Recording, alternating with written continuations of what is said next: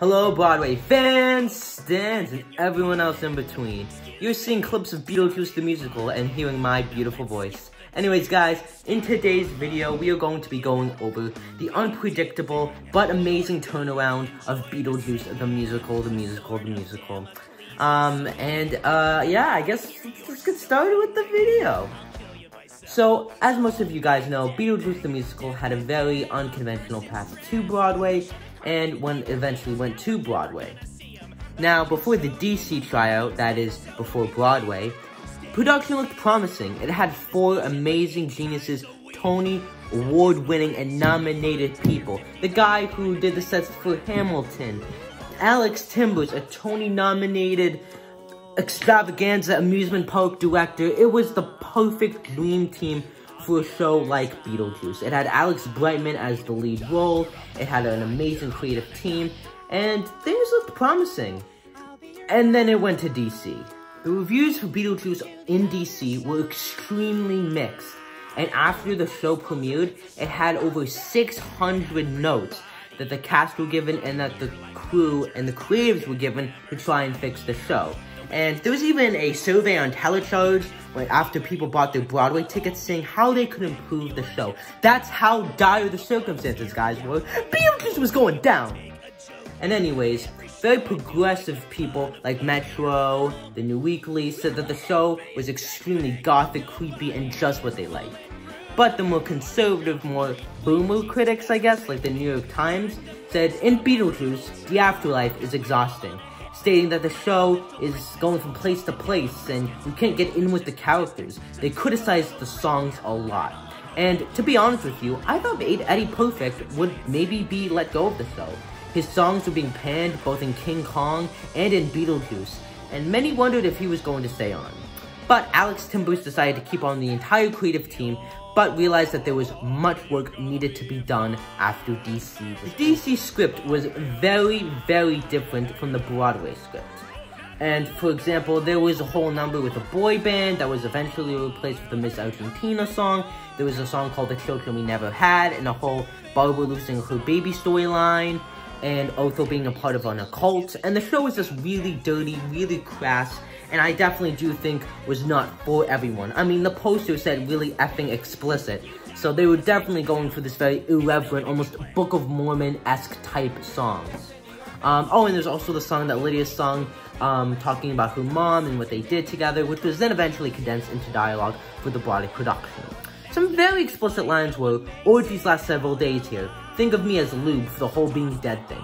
Give you the scariest 25 seconds of your life. Upstairs, downstairs, butt stuff, you name it."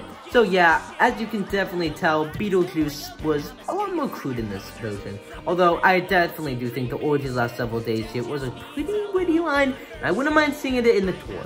Also, that pig that attacks Delia, well, let's just say he had a sausage that attacked Delia from time to time. But yeah, the show was a lot. Although many of the cast and crew liked this edgier, more off-Broadway type style, but they knew that in order to appeal to a commercial Broadway audience, they definitely had to make it more mainstream and family-friendly, while still keeping that crass, irreverent humor that they had in DC. And so they made various changes, workshopped it after the DC one in January, and they were very confident that this Broadway version of Beetlejuice was going to be the one to stick the landing. And in its first couple of weeks of previews, the show did okay box office numbers, but once it opened, well boy did they fall, and fall big they did. The show received universal negative reviews from critics. The New York Times panned it. The New York Post called it, "Musical is a coke-snorting, F-bombing disaster."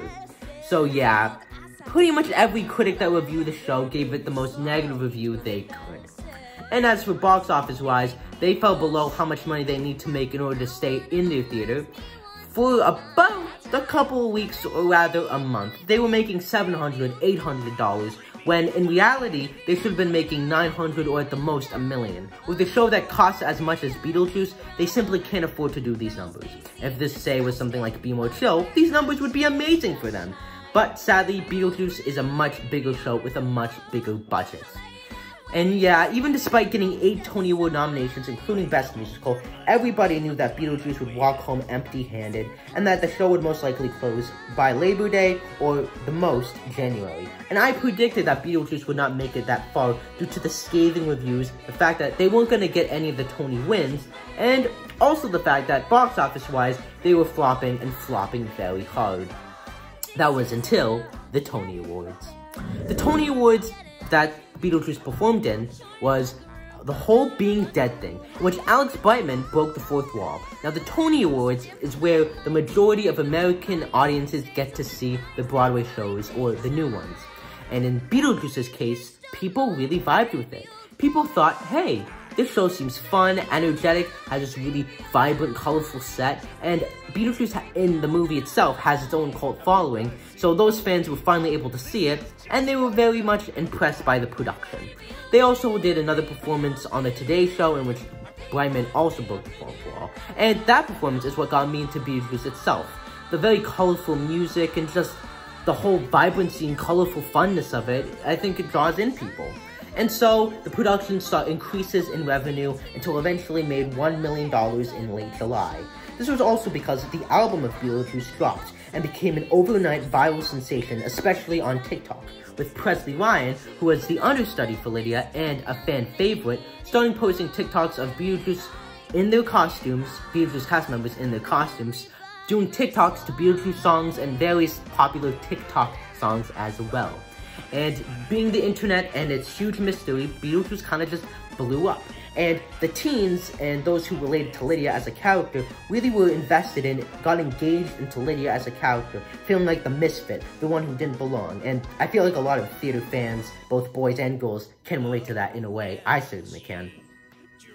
And Warner Brothers saw this, and they decided to change up their marketing, emphasizing the fun house, amusement park nature of the show, and really putting Lydia front and center as a main character, really wanted to attract that teen audience. Whereas before, they were doing more irreverent marketing that was really focusing on the explicitness of the show, and really making sure that they were marketing it as a family-friendly show, which it kind of is, but it's definitely for the more edgy, older family audience. But still, Beetlejuice had all the necessary ingredients for a successful Broadway show. It had the spectacle, it had the bright colored costumes, and the very boppy, mainstream pop rock music.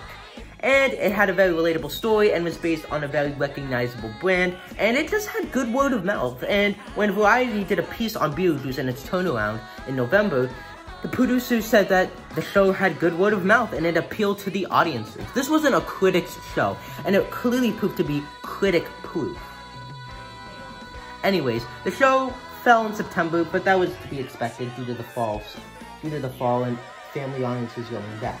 However, something happened in October that was pretty cool.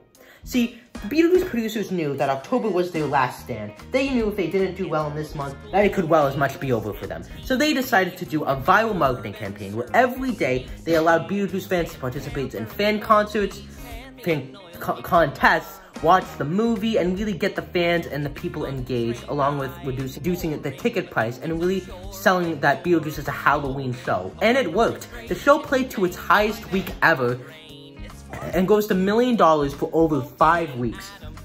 The show had truly become a viral sensation and the biggest Broadway turnaround story in recent memory.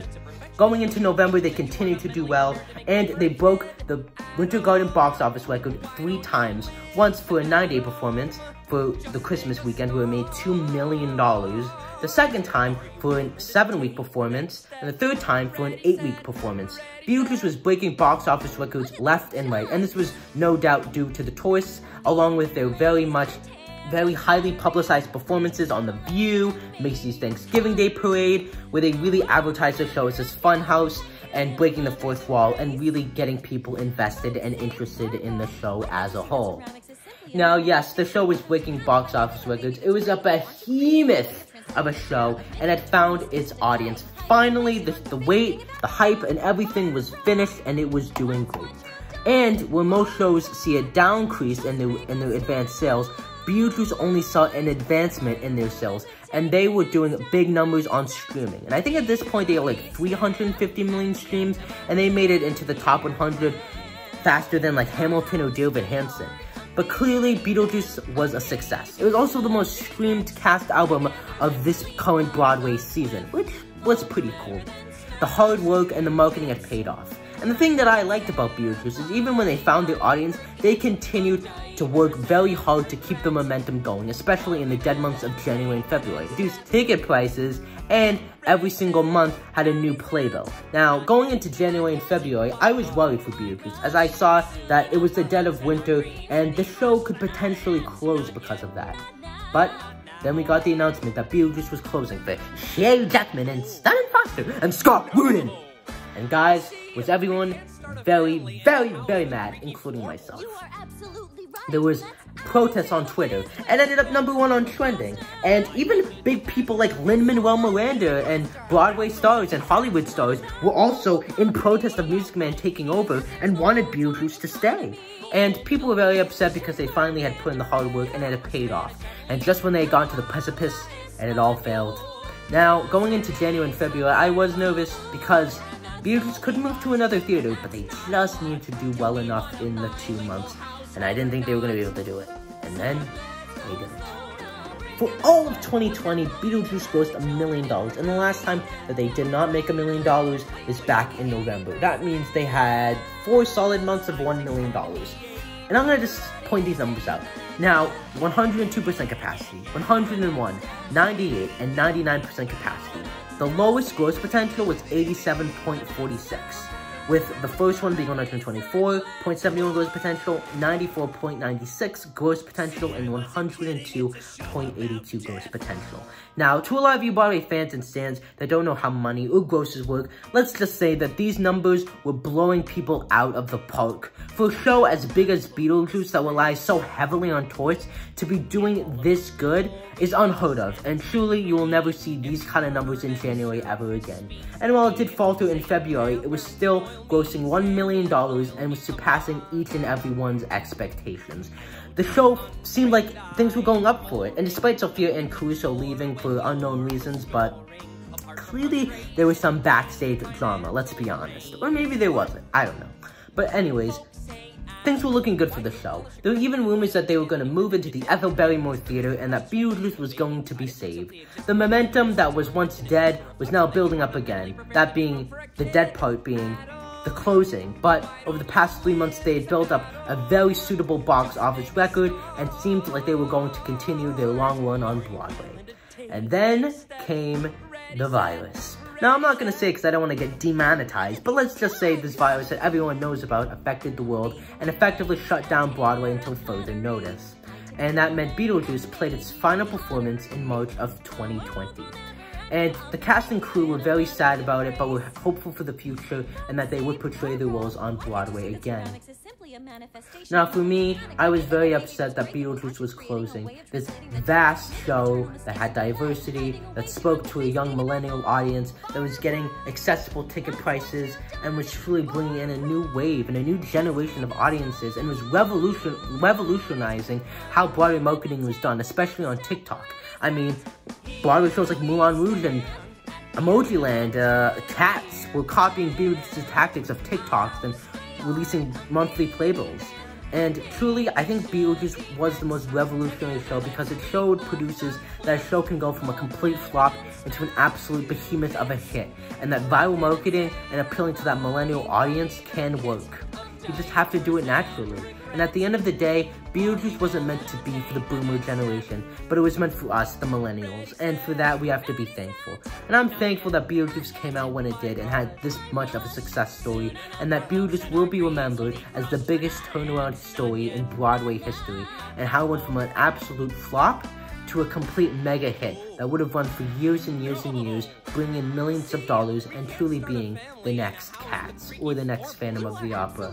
And hey, who knows, the show might come back to Broadway, but even if it doesn't, a tour will come back in 2021, and I bet you buck that we will get a pro shot like SpongeBob the Musical. And yes, it is sad, but I wouldn't say that you can rule out Beetlejuice original cast not coming back for just one final performance.